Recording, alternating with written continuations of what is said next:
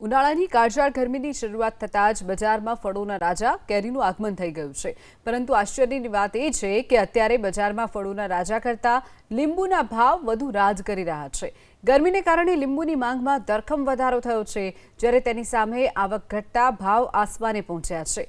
અમદાવાદની બજારમાં લીંબુના ભાવ પ્રતિ કિલો 280 થી 300 રૂપિયાની આસપાસ ભાવ પહોંચ્યો છે, જ્યારે કેરીનો ભાવ 100 રૂપિયાથી 200 રૂપિયા પ્રતિ કિલો મળી રહ્યો છે। तीव्र गर्मीना कारणे લીંબુના પાકને પણ અસર થઈ છે, પરિણામે માર્કેટમાં તેની આવક ઓછી થઈ છે। બીજી તરફ ગરમીમાં રાહત મેળવવા માટે લીંબુની ડિમાન્ડમાં પણ વધારો થયો છે, તેના ભાવ પ્રતિ કિલો 300 ને પાર કરી ચૂક્યા છે। કેરીની સિઝન જામી છે, ત્યારે માર્કેટમાં અત્યારે હાફૂસ, પાયરી, સુંદરી અને કેસર જેવી વિવિધ જાતની બોલબાલા જોવા મળી છે।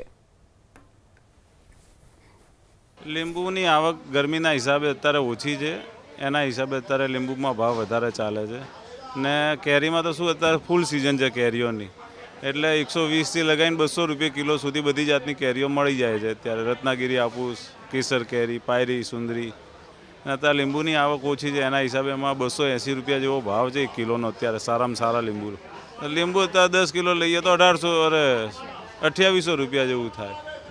કેરીનું કામ કરે, પણ લીંબુ તો જોઈએ જ ને ખાસ વધારે તો અત્યારે ગરમીના હિસાબે। કેસર કેરીમાં અત્યારે 1100-1200 રૂપિયા સારી ક્વોલિટીનું કેસર કેરી વેચાઈ રહી છે ને હાફૂસ અત્યારે ચાલશે 800થી લગાવીને 1200 સુધી સારી ક્વોલિટી માલ આવે છે, ડઝનનો ભાવ છે।